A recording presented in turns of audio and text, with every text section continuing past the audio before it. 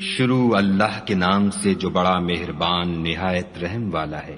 یاسین، قسم ہے قرآن کی جو حکمت سے بھرا ہوا ہے۔ اے محمد صلی اللہ علیہ وآلہ وسلم، بے شک تم پیغمبروں میں سے ہو، سیدھے رستے پر۔ یہ خدائے غالب اور مہربان نے نازل کیا ہے تاکہ تم ان لوگوں کو جن کے باپ دادا کو متنبع نہیں کیا گیا تھا متنبع کر دو، وہ غفلت میں پڑے ہوئے ہیں۔ ان میں سے اکثر پر خدا کی بات پوری ہو چکی ہے، سو وہ ایمان نہیں لائیں گے۔ ہم نے ان کی گردنوں میں طوق ڈال رکھے ہیں اور وہ ٹھوڑیوں تک پھنسے ہوئے ہیں تو ان کے سر الل رہے ہیں، اور ہم نے ان کے آگے بھی دیوار بنا دی اور ان کے پیچھے بھی، پھر ان پر پردہ ڈال دیا تو یہ دیکھ نہیں سکتے۔ اور تم ان کو نصیحت کرو یا نہ کرو ان کے لیے برابر ہے، وہ ایمان نہیں لانے کے۔ تم تو صرف اس شخص کو نصیحت کر سکتے ہو جو نصیحت کی پیروی کرے اور خدا سے غائبانہ ڈرے، سو اس کو مغفرت اور بڑے ثواب کی بشارت سنا دو۔ بے شک ہم مردوں کو زندہ کریں گے، اور جو کچھ وہ آگے بھیج چکے اور جو ان کے نشان پیچھے رہ گئے ہم ان کو قلم بند کر لیتے ہیں، اور ہر چیز کو ہم نے کتاب روشن یعنی لوح محفوظ میں لکھ رکھا ہے۔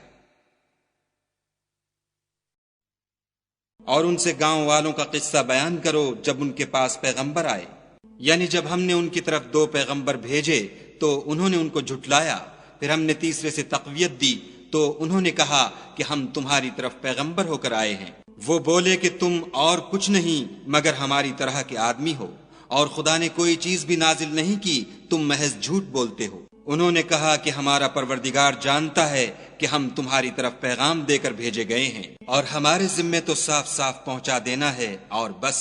وہ بولے کہ ہم تم کو نامبارک دیکھتے ہیں، اگر تم باز نہ آؤ گے تو ہم تمہیں سنگسار کر دیں گے اور تم کو ہم سے دکھ دینے والا عذاب پہنچے گا۔ انہوں نے کہا کہ تمہاری نحوست تمہارے ساتھ ہے، کیا اس لیے کہ تم کو نصیحت کی گئی؟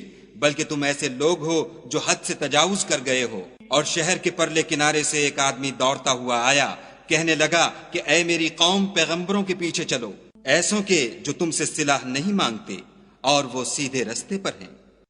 اور مجھے کیا ہے کہ میں اس کی پرستش نہ کروں جس نے مجھے پیدا کیا، اور اسی کی طرف تم کو لوٹ کر جانا ہے۔ کیا میں ان کو چھوڑ کر اوروں کو معبود بناؤں؟ اگر خدا میرے حق میں نقصان کرنا چاہے تو ان کی سفارش مجھے کچھ بھی فائدہ نہ دے سکے، اور نہ وہ مجھے چھڑا ہی سکیں۔ تب تو میں صریح گمراہی میں مبتلا ہو گیا۔ میں تمہارے پروردگار پر ایمان لایا ہوں، سو میری بات سن رکھو۔ حکم ہوا کہ بہشت میں داخل ہو جا۔ بولا کاش میری قوم کو خبر ہو کہ خدا نے مجھے بخش دیا اور عزت والوں میں کیا، اور ہم نے اس کے بعد اس کی قوم پر کوئی لشکر نہیں اتارا، اور نہ ہم اتارنے والے تھے ہی۔ وہ تو صرف ایک چنگھاڑ تھی آتشیں، سو وہ اس سے ناگہاں بجھ کر رہ گئے۔ بندوں پر افسوس ہے کہ ان کے پاس کوئی پیغمبر نہیں آتا مگر اس سے تمسخر کرتے ہیں۔ کیا انہوں نے نہیں دیکھا کہ ہم نے ان سے پہلے بہت سے لوگوں کو ہلاک کر دیا تھا؟ اب وہ ان کی طرف لوٹ کر نہیں آئیں گے، اور سب کے سب ہمارے روبرو حاضر کیے جائیں گے۔ اور ایک نشانی ان کے لیے زمین مردہ ہے کہ ہم نے اس کو زندہ کیا اور اس میں سے اناج اگایا، پھر یہ اس میں سے کھاتے ہیں۔ اور اس میں کھجوروں اور انگوروں کے باغ پیدا کیے اور اس میں چشمے جاری کر دیے تاکہ یہ ان کے پھل کھائیں، اور ان کے ہاتھوں نے تو ان کو نہیں بنایا، تو پھر کیا یہ شکر نہیں کرتے؟ وہ خدا پاک ہے جس نے زمین کی نباتات کے اور خود ان کے اور جن چیزوں کی ان کو خبر نہیں سب کے جوڑے بنائے۔ اور ایک نشانی ان کے لیے رات ہے کہ اس میں سے ہم دن کو کھینچ لیتے ہیں تو اس وقت ان پر اندھیرا چھا جاتا ہے، اور سورج اپنے مقرر رستے پر چلتا رہتا ہے۔ یہ خدائے غالب اور دانا کا مقرر کیا ہوا اندازہ ہے۔ اور چاند کی بھی ہم نے منزلیں مقرر کر دیں، یہاں تک کہ گھٹتے گھٹتے کھجور کی پرانی شاخ کی طرح ہو جاتا ہے۔ نہ تو سورج ہی سے ہو سکتا ہے کہ چاند کو جا پکڑے، اور نہ رات ہی دن سے پہلے آ سکتی ہے، اور سب اپنے اپنے دائرے میں تیر رہے ہیں۔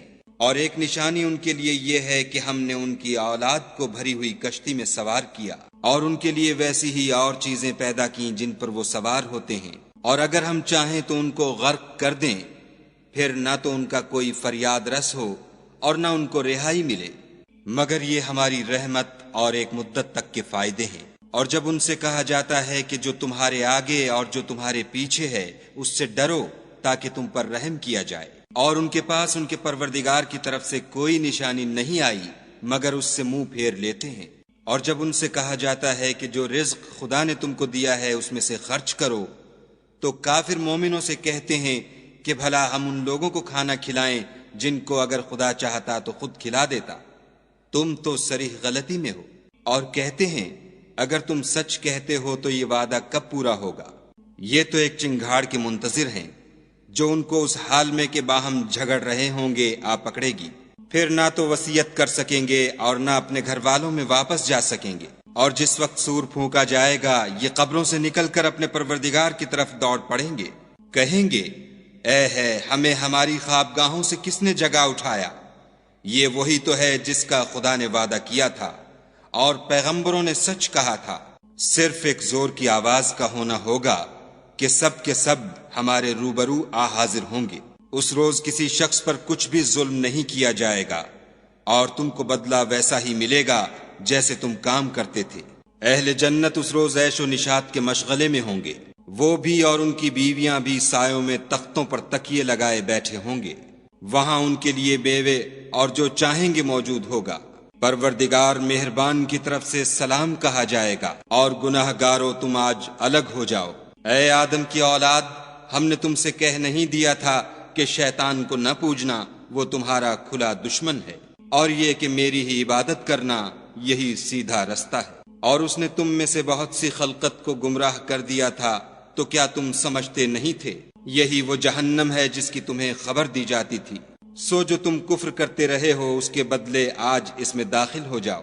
آج ہم ان کے منہوں پر مہر لگا دیں گے اور جو کچھ یہ کرتے رہے تھے ان کے ہاتھ ہم سے بیان کر دیں گے اور ان کے پاؤں اس کی گواہی دیں گے۔ اور اگر ہم چاہیں تو ان کی آنکھوں کو مٹا کر اندھا کر دیں، پھر یہ رستے کو دوڑیں تو کہاں دیکھ سکیں گے۔ اور اگر ہم چاہیں تو ان کی جگہ پر ان کی صورتیں بدل دیں، پھر وہاں سے نہ آگے جا سکیں اور نہ پیچھے لوٹ سکیں۔ اور جس کو ہم بڑی عمر دیتے ہیں تو اسے خلقت میں اوندھا کر دیتے ہیں، تو کیا یہ سمجھتے نہیں؟ اور ہم نے ان پیغمبر کو شعر گوئی نہیں سکھائی اور نہ وہ ان کو شایع ہے، یہ تو محض نصیحت اور صاف صاف قرآن پر از حکمت ہے، تاکہ اس شخص کو جو زندہ ہو ہدایت کا رستہ دکھائے اور کافروں پر بات پوری ہو جائے۔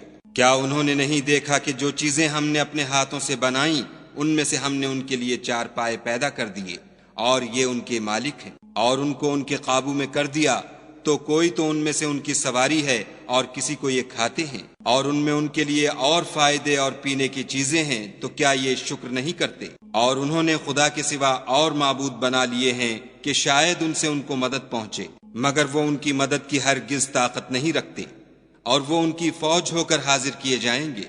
تو ان کی باتیں تمہیں غمناک نہ کر دیں، یہ جو کچھ چھپاتے اور جو کچھ ظاہر کرتے ہیں ہمیں سب معلوم ہے۔